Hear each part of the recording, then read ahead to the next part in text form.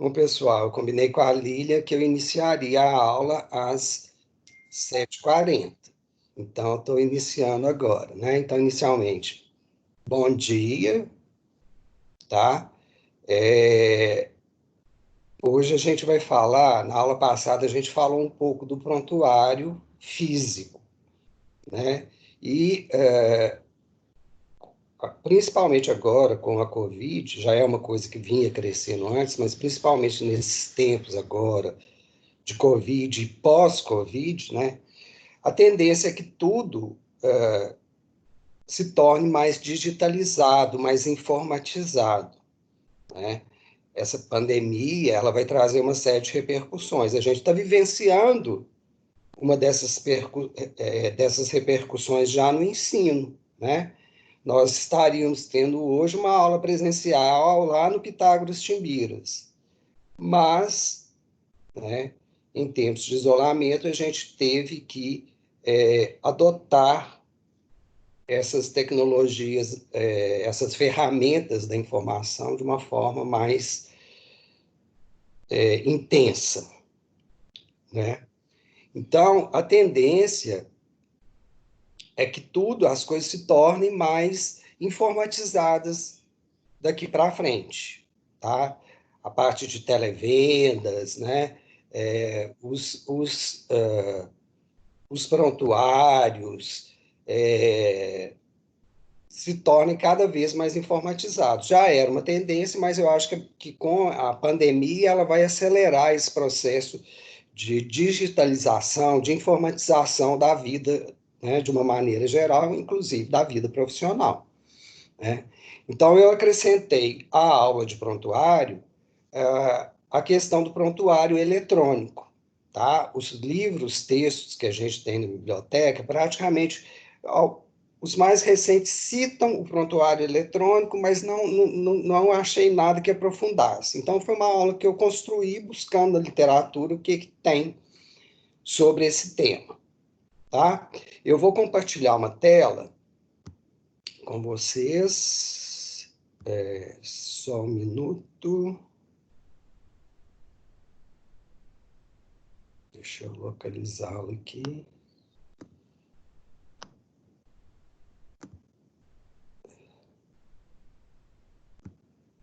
Foi.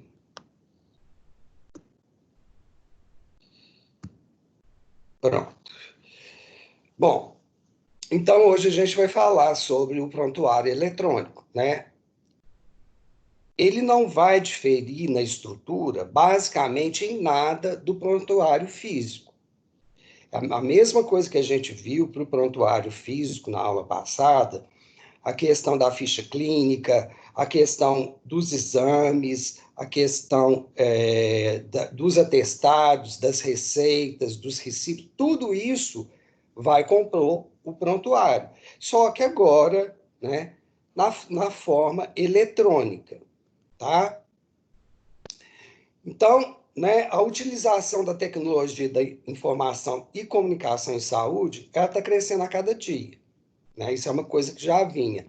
Agora a gente está vivendo isso mais intensamente, né? Com a pandemia.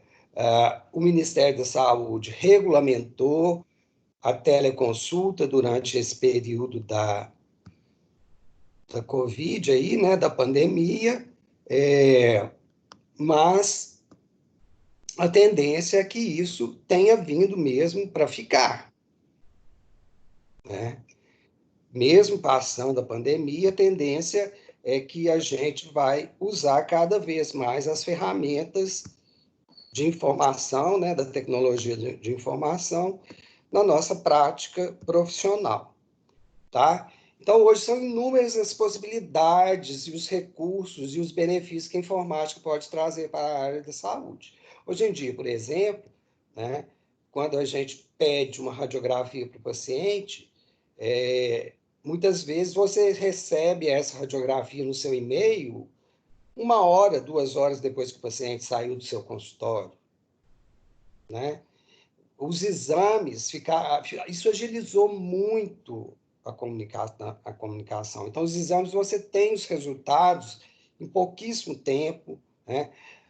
Quando a gente faz algum exame laboratorial, você não precisa mais ir buscar o exame físico, né, no laboratório, logo isso está disponível no site, você acessa, você tem a possibilidade de encaminhar isso para o profissional que te atende. Enfim, ele agilizou todo o processo de diagnóstico, inclusive, né? Ficou mais fácil. Então, cada vez mais, a gente vai usar a tecnologia da informação e comunicação em saúde, né? E agora, né, de uma forma mais enfática, né? Não sei se vocês já fizeram, mas eu estou fazendo consulta, né? Continuo fazendo acompanhamento com meu terapeuta via internet, né? Utilizando ferramenta digital. Então, isso facilitou muito. E isso, né, nesse momento agora que as pessoas estão restritas, para o profissional de saúde é muito importante, né? Porque a gente não está podendo ir nos consultórios, a gente já fala um pouco da questão dos aerossóis, e outros professores já devem ter comentado com vocês, né? Você sabe, a gente não está tendo clínica, né? Para voltar à clínica, a gente vai ter que ter uma série de cuidados, vai ter que reformular algumas coisas, né? Então, é uma forma de você continuar trabalhando, né? Assim como eu estou aqui dando aula para vocês, vocês continuam estudando, né? Mas é uma forma também de você continuar monitorando seus pacientes, continuar fazendo um acompanhamento e continuar recebendo, né? Porque, além da questão da saúde, a gente tem a questão econômica, é claro, que é importante. Primeiro, a saúde, que é o mais importante, né? Não adianta a gente ir para o consultório e ficar lá atendendo paciente, se expondo a aerossol, sem saber se o paciente está infectado, não está infectado e correndo risco. A gente tem que trabalhar, precisa ganhar dinheiro, né, para se manter, mas não adianta nada ganhar dinheiro se você tiver uma doença que pode ser fatal, né? Que grande parte das vezes é fatal. Então, a gente tem que trabalhar com segurança. Então, a tecnologia da informação e comunicação em saúde, ela pode nos ajudar, né, nesse sentido, tá? Que a gente trabalhe, né, mantenha nossas atividades laborais, né, com mais segurança. Segurança para nós e para o paciente também. E quais são os exemplos de documentos eletrônicos na área da saúde? De acordo com o Sistema Brasileiro de Informática e Saúde, Conselho Federal de Medicina, a gente tem instrumentos em que você pode fazer anamnese, né? Exame físico? Pode, mas como que eu vou fazer exame físico em odontologia, professor?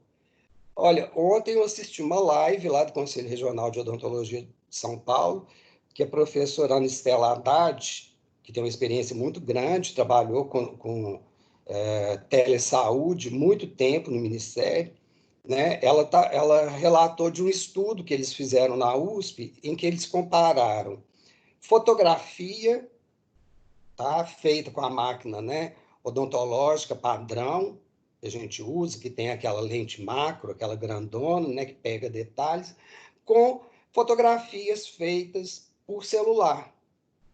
E o estudo mostrou que tem, né, não tem muita diferença em relação à sensibilidade de uma e outra em relação ao diagnóstico de cárie, por exemplo. Tá? Então, claro, o exame físico ele é importante? É. Né? Mas para você fazer uma triagem inicial, para você fazer um telemonitoramento, né? Ele te dá uma sensibilidade, então, boa. É claro que a foto feita com o celular ela tem que ter uma qualidade também, né? Não descarta o exame físico, mas ele já te dá ali, né, possibilidade de você triar. E aí, por exemplo, você recebe a foto, você vai ver. O paciente te fala, relata: estou com uma lesão na boca que não cicatriza. E aí você pode pedir a ele para fotografar a lesão e te mandar. E aí, se for necessário, né, se você vê que é realmente necessário, você vai agendar esse paciente para um exame físico.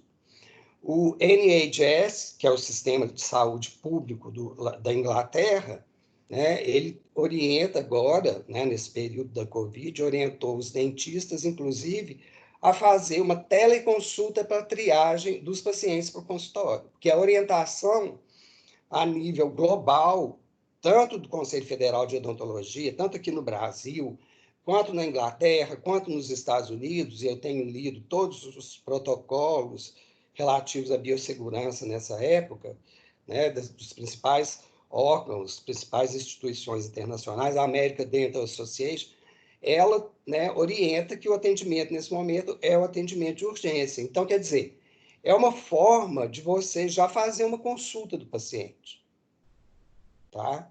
E ontem mesmo, nessa live que eu assisti, né, o que os professores estavam colocando era que, inclusive, cobrar. Né? Você pode receber, você deve receber por isso. Né? Então, exame físico, sim, para você fazer uma triagem. Né? Umas 2 semanas atrás, me procurou uma paciente querendo que eu atendesse o pai, que tem ela, né? Aquela distrofia amiotrófica unilateral. Aí o relato dela é que ele tinha tártaro. Eu disse, bom, tártaro não é urgência, nem emergência. Ela falou assim, mas ele está com uma ferida no céu da boca que também ele reclama. Eu falei para ela assim, não, a ferida a gente precisa ver o que, que é. Então, você vai fazer uma foto, eu vou avaliar, e se for necessário, né, eu vou fazer uma visita. Porque essa lesão pode ser uma úlcera que ele desenvolveu, até porque, né, se machucou de alguma forma, né, ele não alimenta por via oral, ele está com sonda, mas pode ser, né, uma ferida, uma úlcera mesmo, né, por trauma. Mas pode ser um câncer, né? Porque o câncer de boca ele se manifesta, ele tem diferentes apresentações clínicas. Uma delas é lesões ulceradas, né? Por meio de lesões ulceradas. Então, a gente pode, né, nesse momento, deixa eu compartilhar a tela aqui de novo, só um momento. Então, a gente pode, né, fazer essa triagem, né? A gente pode prescrever? Pode, agora já pode. E a gente vai falar daqui a pouco, mas para a sua prescrição ter validade, tem alguns requisitos, tá? Você pode receber resultado de exame laboratorial, é o que eu falei. Né? As radiografias digitais, em pouco tempo, elas estão lá na sua caixa de e-mail. Laudo de exame de imagem, né? Que fala de anotação de enfermagem, e outros, né? Também o odontograma, tá? Se a gente for pensar, quando houve o acidente lá de Brumadinho, eu já relatei para vocês, logo em seguida a gente visitou o IML. E uma das coisas que o perito do IML me relatou é que eles reconheceram 61 corpos por meio, né, da arcada, né, usando os prontuários odontológicos. Uma coisa que ele me relatou foi a facilidade que eles tiveram de acesso aos prontuários odontológicos dos pacientes, porque a Vale tinha um convênio odontológico, né? E esse convênio eles usavam muitas ferramentas digitais, então tinham os prontuários digitais que eles encaminharam para o IML. Então, isso foi uma coisa que facilitou na identificação dos corpos. Né? Então, vocês vejam que o processo de diagnóstico ele fica mais ágil também. Né? E nesse momento que a gente vive aí essa situação, né, de pandemia, isso é muito importante, né, você agilizar o diagnóstico.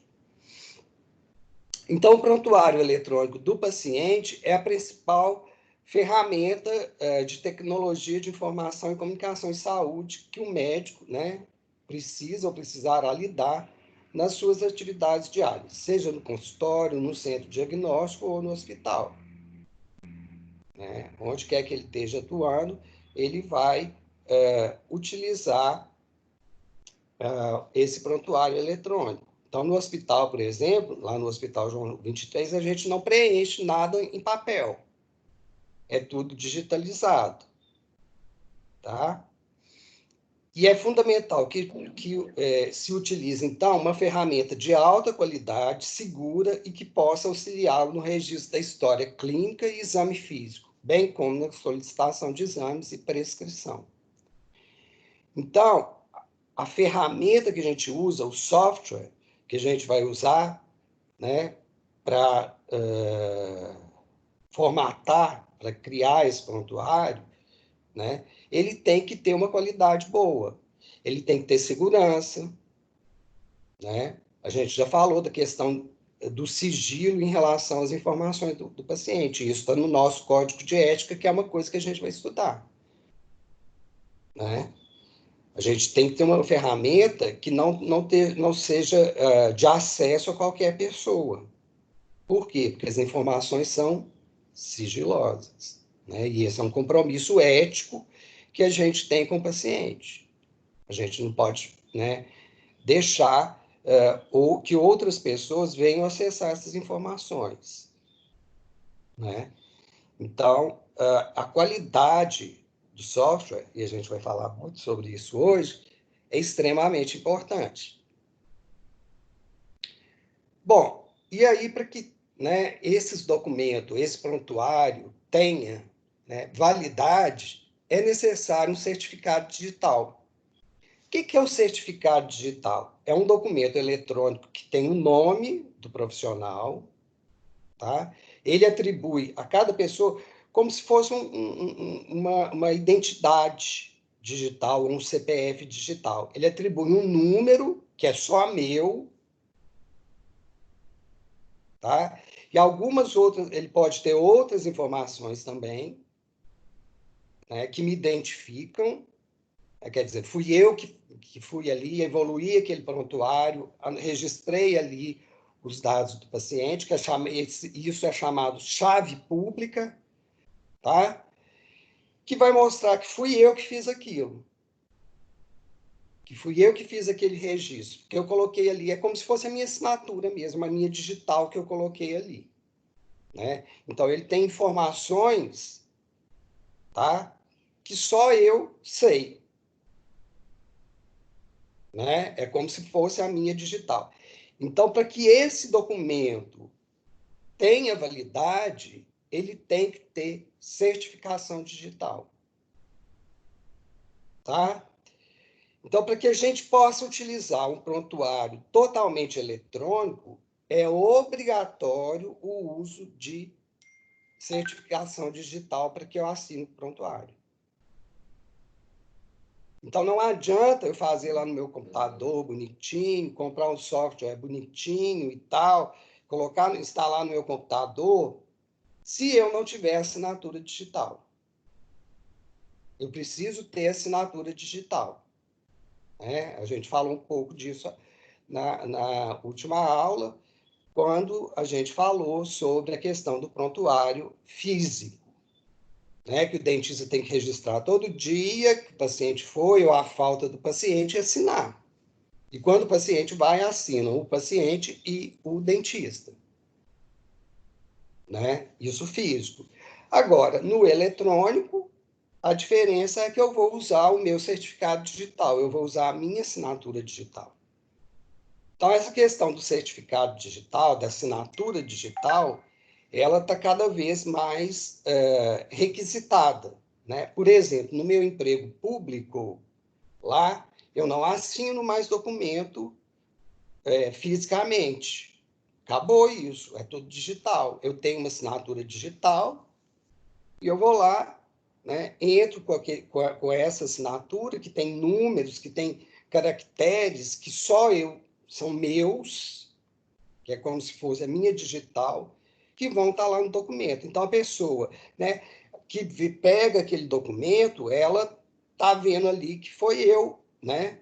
fui eu, Marco Túlio de Freitas Ribeiro, quem ensinou, porque a minha assinatura está ali. Tá? Então, né, fazer só um prontuário bonitinho, deixar lá no computador, beleza, você pode até fazer dessa forma.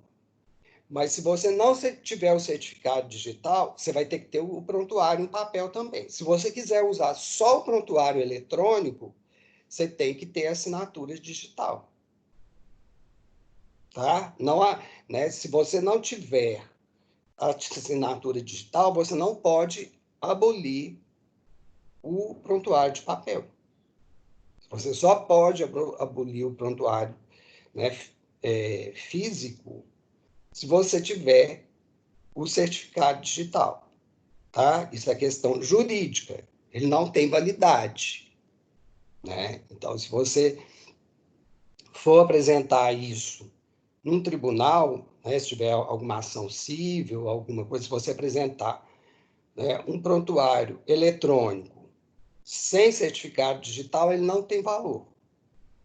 Ok? Então, essa é a condição fundamental para você poder usar um prontuário eletrônico. E aí, né, você vai ter que ter o quê? A chave eletrônica, que é a assinatura digital. Tá? Existe um órgão, que é o ICP, tá? Que é da infraestrutura de chaves públicas, né? Que vai ter instituições, vai cadastrar algumas instituições que são vinculadas a ele e que vão poder criar essa chave eletrônica. Né? Para você criar essa chave eletrônica, essa assinatura eletrônica, você tem que procurar uma instituição certificadora. Aí ela vai criar, vai te dar, né, essa assinatura digital, essa chave eletrônica, ou um cartão, tipo cartão de banco mesmo, ou um token. E aí você pode armazenar isso no seu computador, por exemplo. Então aí você vai lá, vai preencher o seu prontuário eletrônico, vai inserir o cartão ou vai inserir o token lembra um pendrive, né, e vai assinar digitalmente. Aí está validado. Tá? Aí tem valor jurídico. Se você não fizer isso, não tem valor jurídico. Não adianta estar bonitinho, ter uma apresentação bonitinha, né? São software bonitinho, se não tiver assinatura digital. Então, a partir de agora, cada vez mais, né, com a teleconsulta, você vai poder, inclusive, fazer receita. Né? E a gente viu na aula passada lá que uma das atribuições do dentista, né, uma das competências que a gente tem é, inclusive, de prescrever. Mas aí você vai ter que ter essa assinatura digital, essa chave eletrônica. É mais um recurso, né, que a gente vai ter. É seguro, professor? É seguro. Desde que esteja certificado, tá? Tem o mesmo valor, tem segurança. Né? Então, você pode usar com tranquilidade, que não vai ter problema. Vou voltar aqui. Lília, se alguém falar que está com dificuldade para entrar, você me avisa, por favor, porque às vezes eu saio da tela achando que tem alguém e não tem, tá bom? Tá bom, professor, pode deixar. Então, quais são as vantagens do prontuário eletrônico? Primeiro é a padronização de prontuários. Né? Hoje em dia, assim, o prontuário físico, você tem inúmeros tipos de prontuário. Né? Até para fins de pesquisas, para fins de levantamento epidemiológico, é importante que haja uma padronização. Né? Porque é mais fácil você coletar os dados. Tá? Então, se cada um tem um prontuário diferente, é mais difícil de eu coletar dados, de eu analisar dados. Menor complexidade e maior legibilidade. E aí um dos problemas, né, a gente volta lá na questão da caligrafia. Né? Às vezes, quando eu vou corrigir prova de alguns de vocês aí, eu passo uma hora aperto, porque eu não consigo entender a letra. Isso vai acontecer no momento, vai acontecer na hora que for preencher o prontuário. Então, você padroniza, você acaba com esse problema. Na aula passada eu falei da questão da receita, né, que teve um problema já por causa de erro, né, de medicação de paciente, porque o farmacêutico não conseguiu ou entendeu de forma errada a receita, porque a letra do médico, né, era ilegível. Eu tenho um amigo médico que a letra dele, eu tenho que. Ele é famoso pela letra. Você tem que tombar assim, ó, tombar a receita para você conseguir ler, porque ele escreve deitado, né? Então, isso é um outro ponto importante. Aí vai estar tudo digitalizado, né? Letra de forma, vai estar mais tranquilo para você poder identificar o que está registrado ali, né? E a facilidade na obtenção de dados, né? O uso da internet.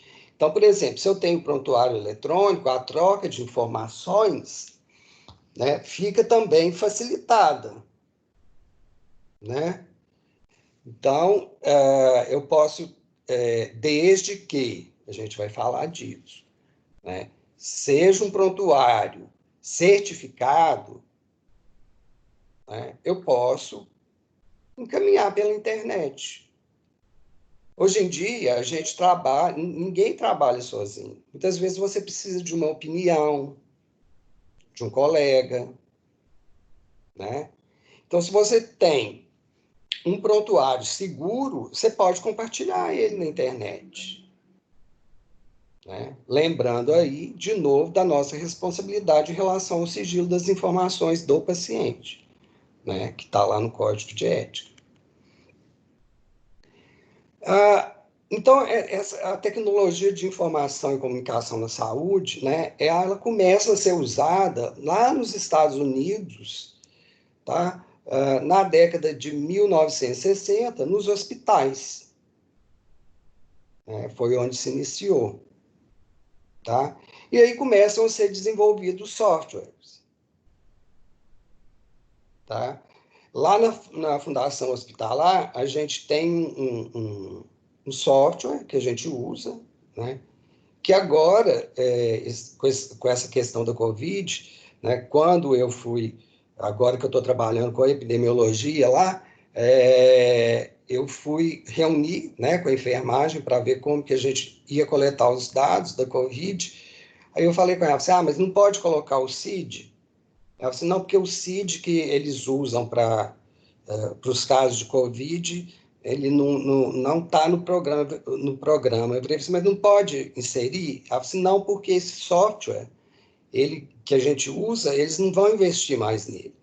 Então, quer dizer, os programas foram ficando cada vez mais sensíveis, né? Mais adaptados para a realidade das instituições, para a realidade médica.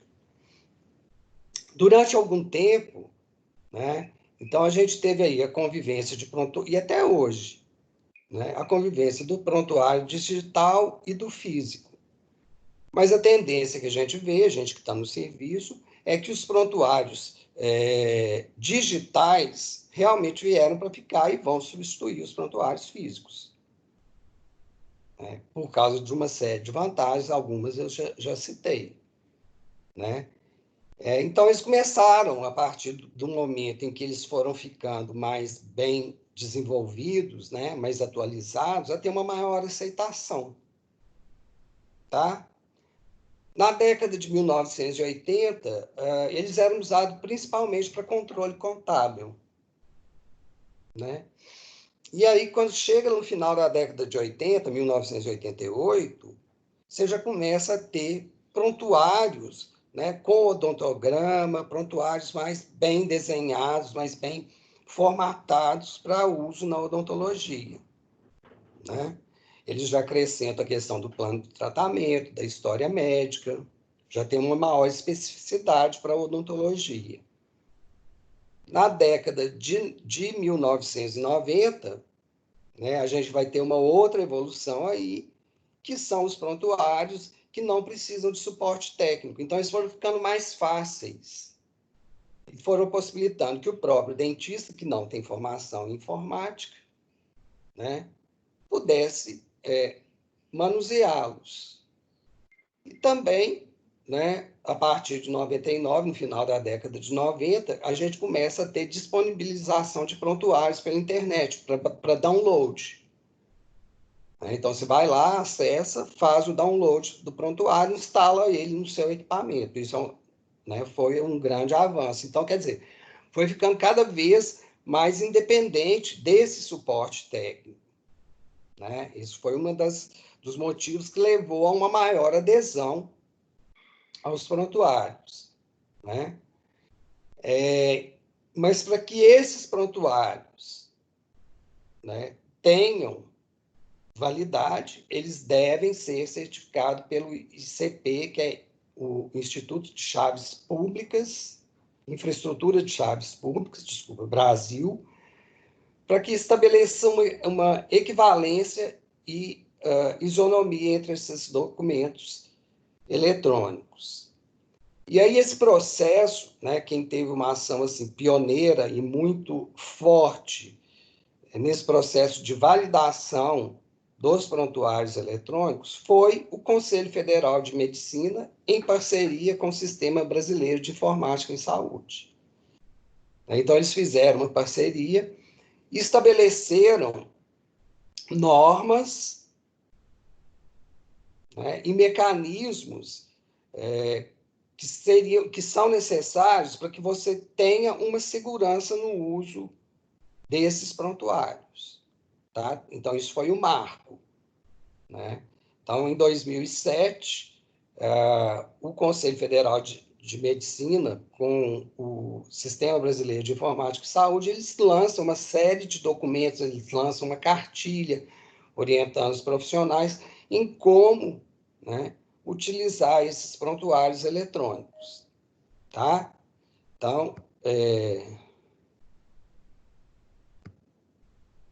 Então, o que a gente vê, que tem esse históricozinho e foi se aprimorando cada vez mais o prontuário eletrônico. Tá? Foi se criando uma legislação, ferramentas para garantir a segurança do prontuário eletrônico. E o Conselho Federal de Odontologia, ele faz parte lá da coordenação lá de tecnologia de informação em saúde do Conselho Federal de Medicina. Então, ele fez uma parceria com eles, tá?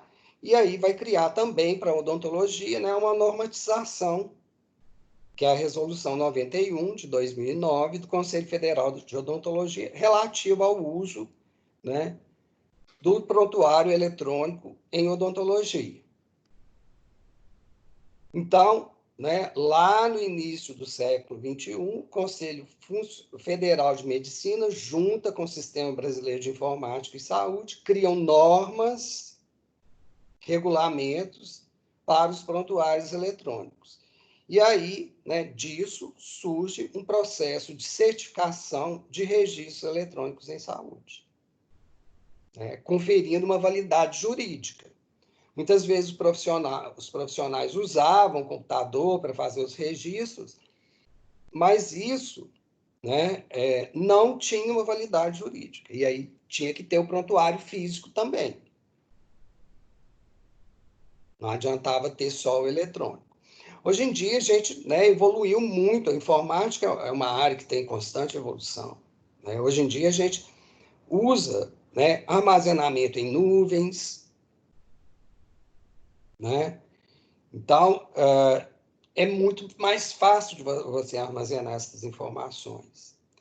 E é muito mais difícil de você perdê-las, desde que você tenha um sistema que tenha segurança. Não tem registros ainda na literatura de invasão de hacker em relação a prontuários eletrônicos odontológicos. Tá? Então, tem uma segurança boa, Mas é importante ficar atento aos fatores que são necessários para que esse prontuário seja seguro e tenha validade jurídica. Se você for usar, né, somente o eletrônico. Se você for usar os dois, aí tudo bem. Tá? E a gente vai ver que tem níveis de segurança diferentes em relação aos prontuários eletrônicos. Que é isso aí, ó. Então, a gente tem 2 níveis de segurança em relação aos prontuários eletrônicos. E é importante vocês ficarem atentos a isso, né, quando da escolha de um prontuário eletrônico. Tá? Então, a gente tem um nível que é NGS1, né, que ele vai definir a obrigatoriedade do controle da versão do software, controle de acesso e autentificação, disponibilidade, comunicação remota, auditoria e documentação. Então, esse é o primeiro nível. Mas se eu tiver, né, o software que esteja nesse nível de segurança, eu preciso ter o prontuário físico. Eu não posso ter só o eletrônico. Para que eu use só o eletrônico, ele tem que ter um nível de segurança NGS2. Tá? O NGS2 ele tem que ter essas mesmas características do NGS1, né? Só que ele tem que ter o quê? Chave eletrônica, assinatura eletrônica. Tá? A minha telinha aqui... Não, mas eu vou conseguir ler. Então, a regulamentação da obrigatoriedade da certificação digital foi publicada pela resolução do Conselho Federal de Medicina, número 1821/2007-23. Né? Como eu falei, quem teve uma ação aí pioneira foi o Conselho Federal de Medicina, nessa parceria com o Sistema Brasileiro de Informática em Saúde. Então, o software, né, que esteja certificado, ele vai ter esse selinho aí. Tá? Então, o que é essa certificação? É uma opinião técnica, qualificada e imparcial do Sistema Brasileiro de Informática em Saúde sobre um sistema de relatório eletrônico de saúde, de registro eletrônico de saúde. Então, nesse selo lá, ó, eu vou ter a categoria que aquele software pertence, né? Por exemplo, ele é assistencial. O nível de segurança, lá, olha, ele é NG2. Então, ele tem assinatura eletrônica. Tá? O nome da versão, o número do certificado e o ano do manual. Então, esse aqui é 2009. Então, tem que ficar atento a isso. Né? Se esse programa, né, é um programa que está certificado. Tá? Então, se ele tem esses requisitos, eu posso só usar o eletrônico? Posso. Então, o CFO, né, como eu falei, ele participa lá da Comissão de Tecnologia, Informação e Comunicação em Saúde do Conselho Federal de Medicina, e então ele faz uma parceria com eles, com o Sistema Brasileiro de Informática em Saúde, e em 2009 ele aprova uma resolução com as normas técnicas concernentes à digitalização, né, uso de sistemas informatizados para a guarda e manuseio dos documentos dos prontuários dos pacientes. Né? Então, a gente já tem uma regulamentação do Conselho Federal de Odontologia. Né? Então, para que a gente use o prontuário eletrônico, a gente vai ter que seguir essa resolução, para que ele tenha validade, né, jurídica. E quais são as vantagens de um prontuário odontológico? Né? Primeiro, a facilidade de entendimento, porque eles foram criados para usuários que não são especialistas em informática. Nós não temos, pode até acontecer de algum profissional tem uma formação também informática, mas de maneira geral a gente sabe manusear, manipular, mas nós não somos especialistas, né? Uma coisa importante, a facilidade, a aprimoração dos programas. Então, hoje em dia, esses programas, eles mesmos, né, eles disponibilizam as atualizações. Então, não corre o risco deles ficarem obsoletos, né? Então, isso permite que o profissional, né, não se preocupe com sistemas que ofereçam um completo odontograma e gravação de todo o tratamento, né? A produção de um backup. Então, eu tenho a possibilidade, né, de fazer backup. Então, um prontuário físico, né, eu preciso ter lá um arquivo onde eu armazeno aquele tanto de prontuário. Então, vai que acontece uma coisa, estoura um cano no consultório, eu posso perder tudo aquilo, né? E eu não tenho outra cópia, tá? Lembrando que, vocês vão ver isso lá no código de ética, a guarda do prontuário é do dentista. O prontuário é do paciente, mas a guarda do prontuário é do dentista. Então, se o paciente, né, pede uma cópia, você vai ter que dar uma cópia para ele. Então, no caso de você perder toda a documentação dele, como que você vai fazer? Né? Então, uma das vantagens do prontuário eletrônico é que isso vai estar armazenado porque você fez um backup. Tá? Ele aumenta a credibilidade, né? Visto que as empresas assinavam sem realizar suporte técnico, né? Então, hoje em dia, tem uma credibilidade muito maior em relação aos prontuários eletrônicos. E como que eu vou selecionar o meu prontuário odontológico? Tem alguns quesitos. Primeiro, eu vou procurar, né, um prontuário que tenha uma interface atraente, né? É interessante, porque é até um marketing que você faz, né? Lá, você põe lá no seu computador do consultório, se tiver uma interface bonita, né? Isso o paciente fica impressionado, né? E que seja de fácil manuseio, porque não adianta ser só bonito, mas tem que ser um programa que não pode ser um programa complicado, que tenha muitos requisitos, tá? Ele deve ter disponibilidade de dados para a anamnese, a gente já viu isso lá na aula passada, né, no prontuário físico, então a anamnese é importantíssima, né? O odontograma inicial e final, que a gente viu lá, que deve ter no prontuário físico, né? A disponibilidade de dados, arquivos, armazenamento de dados em dispositivos fixos, móveis e em nuvens. Então, ele me oferece diferentes recursos para eu armazenar meus dados. Facilidade de backup, né? Segurança, né? Manutenção online ou offline. Né? Uma das grandes vantagens é o quê? Eu posso acessar à distância. Né? Eu posso encaminhar esse prontuário via internet, né?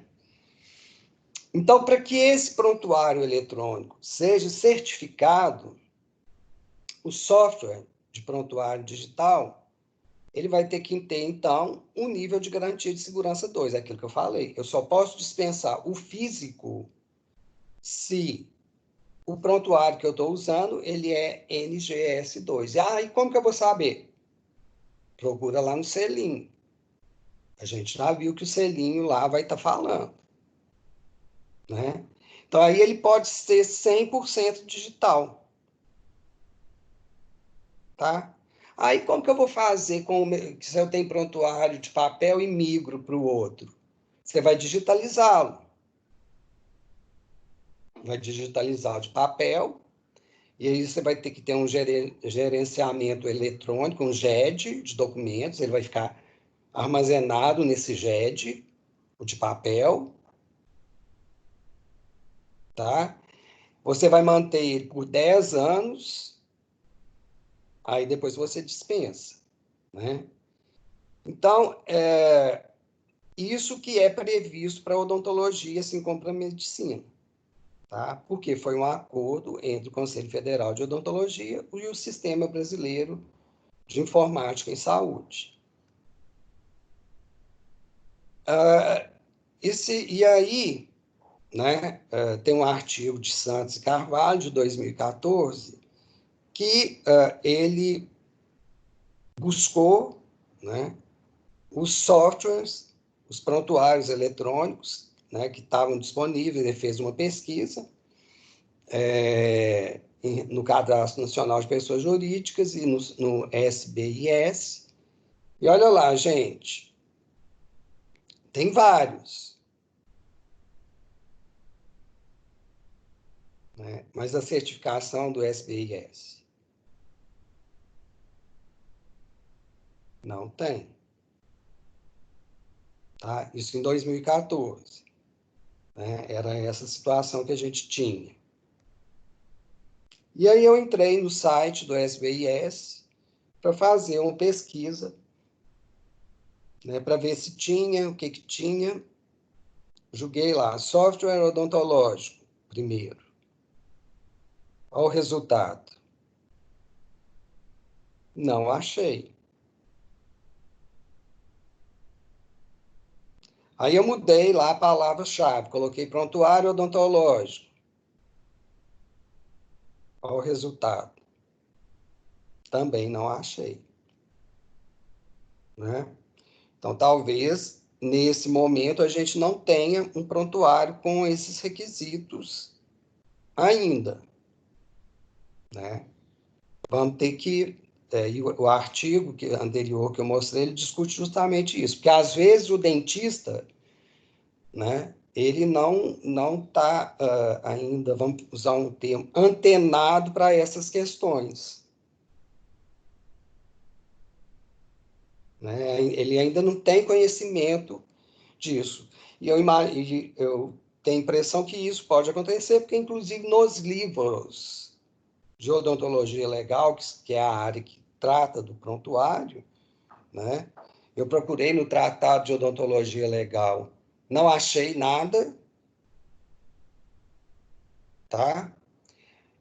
Procurei em mais 2 livros de odontologia legal e também não achei nada específico do prontuário odontológico. Então, quer dizer, nós também vamos ter que começar a demandar para que essas empresas, né, certifiquem esses prontuários para que a gente possa adotá-los. Eu não tenho dúvida que daqui para frente, né, a gente vai trabalhar, vai usar muitos recursos digitais na nossa prática. Né? Então, a troca de prontuário pela internet, tudo isso é possível, é bacana, agiliza o processo, mas o prontuário, né, ele tem que ter criptografia, porque senão a pessoa pode entrar ali, um hacker pode entrar e adulterar alguma coisa. Né? Então, ele tem que ter uma segurança. Tá? E uma coisa, né? Na aula passada, atrasada, a gente falou sobre a questão da identificação humana. Né? Uma coisa muito interessante, um uso muito interessante do prontuário eletrônico é na identificação humana. Né? Eu já falei para vocês de Brumadinho, né? Como que agilizou o processo lá. O fato de ter os prontuários eletrônicos dos pacientes. Né? Então, o FBI ele criou um sistema odontológico de identificação humana. Tá? Então, já tem, né, essa possibilidade, já tem software específico para identificação humana por meio de arcada, né, utilizando prontuários eletrônicos. Tá? Então, a gente vai ter que avançar, né? Para a gente chegar nisso aí. A gente vai assistir um vídeo daqui a pouco em que um dos palestrantes lá, ele trabalha com odontologia legal e ele fala que em Brasília, a Polícia Civil de Brasília, os peritos de lá, eles já estão trabalhando com os prontuários eletrônicos para identificação humana. Né? Isso no caso de grandes desastres, como Brumadinho, um avião que cai, né? Isso acelera em muito o processo de identificação. Né? Então, a gente precisa aprender e aprimorar, né, essas ferramentas. Tá? Tem alguém com o microfone aberto.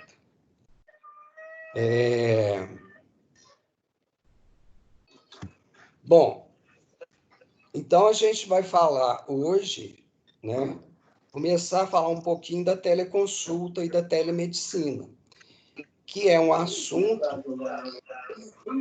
que está... Gente, quem está com o microfone aberto?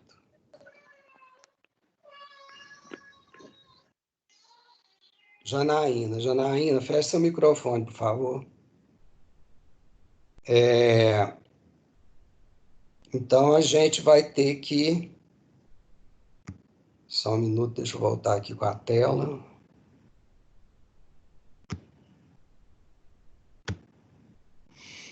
Bom, né, então, agora na Covid, né, o Ministério da Saúde ele já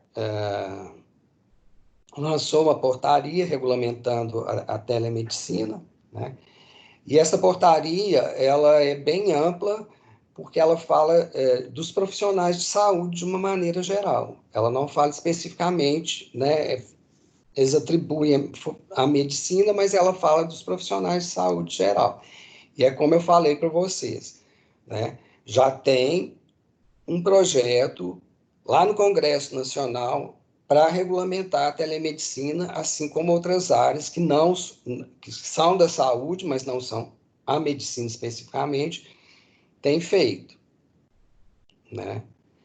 Isso é importante, por quê? Porque os dentistas estão aí com os consultórios fechados. Né? Então, é importante regulamentar isso. Tá? Então, tem dois vídeos que eu trouxe para vocês, mas antes eu vou voltar, vou passar um slide aqui e falar para vocês que a teleodontologia, né, ela já vem sendo praticada. Né? A gente, né, eu tenho uma amiga que é patologista, que foi professora em Pitágoras inteiro, inclusive a professora Renata, não sei se vocês chegaram a ter aula com ela muitas vezes, quando o paciente chega com uma lesão no consultório que eu tenho dúvida, eu fotografo com o celular e mando para ela para pedir opinião. Você acha que precisa biópsia? Isso entra na categoria de teleinterconsulta, que é uma das formas de teleconsulta. Né? É pedir a opinião de um colega. Né? Então, isso a gente já faz no dia a dia, só que não está regulamentado. Né? E agora tem a deputada que fez esse projeto, que é essa que está aqui ó, na tela aí, que vocês estão vendo lá embaixo, Patrícia, né? Ela está com esse projeto já lá no Congresso Nacional, para regulamentar o exercício dessa teleconsulta. Né? Ah, professor, vai ser cobrado? Vai ser cobrado. Tem que cobrar. Né? É o nosso conhecimento que a gente usa ali para fazer um diagnóstico. Né? Então, além da teleinterconsulta, que é uma metodologia que a gente usa, né, uma técnica que a gente usa, mas que não está regulamentada ainda, a gente pode ter a teleconsulta, tá? Que ela é ponto a ponto, né?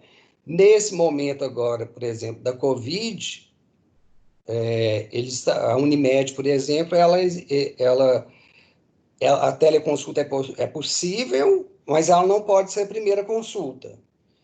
Então, se você já é paciente e tem menos de um ano menos de 18 meses, um ano e meio, você pode fazer a teleconsulta, né, pelo convênio, né? A gente tem também, né, o telediagnóstico odontológico, que já acontece também, né? Você recebe a radiografia e vem com o laudo, né? Isso já acontece.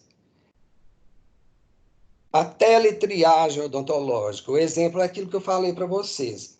Agora, nesse momento da COVID, tem orientação do NHS, da American Dental Association, e também do Conselho Federal de Odontologia, de que você faça uma triagem do paciente antes dele ir para o consultório. Porque nesse momento, né, a gente está trabalhando basicamente com urgência e emergência, né, as orientações dos órgãos de odontologia nacionais e internacionais fazer atendimento de urgência e emergência, né, pela questão do aerossol, que a gente deve evitar.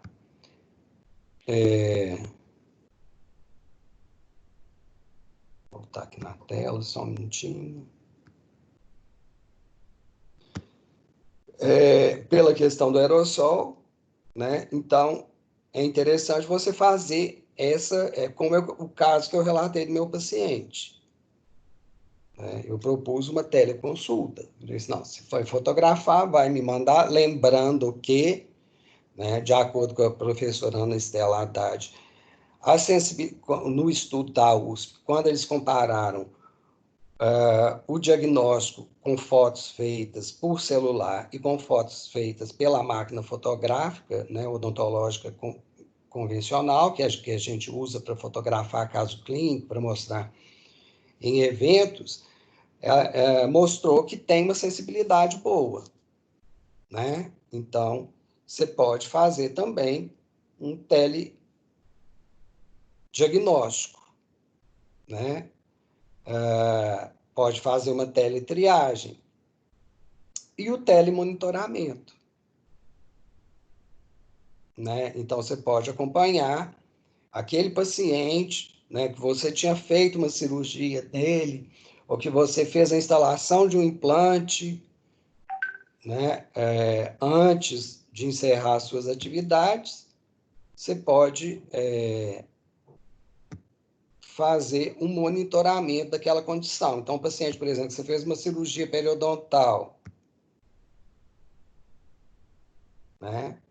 Você pode ir monitorando o paciente, tá? Ou mesmo um paciente que liga para você nesse momento, meu dente, você fez uma resina, ele está com uma sensibilidade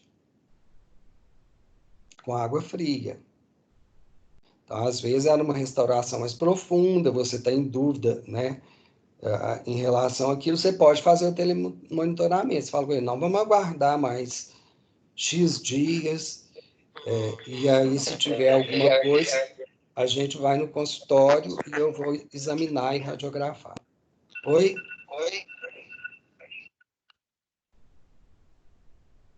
Alguém quer perguntar alguma coisa ou esquecer o microfone aberto, né? Não?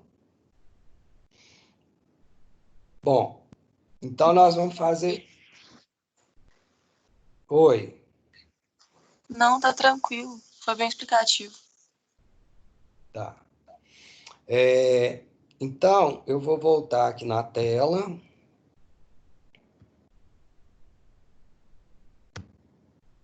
Vou voltar um slide aqui. Tem dois vídeos para a gente assistir, falando um pouco dessa questão da teleconsulta, tá? Aborda um pouquinho mais as questões éticas, alguns pontos da teleconsulta, e o outro é uma discussão de dois profissionais já dentistas, né, na TV Senado, sobre a questão da teleconsulta, já é mais específico da odontologia.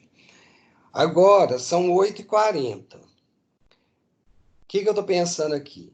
Vamos fazer o seguinte, vamos fazer o intervalo agora, de 8h40 às 9h. Esses dois vídeos aqui, eles vão dar aproximadamente 46 minutos para vocês assistirem. Aí vocês assistem o vídeo logo em seguida,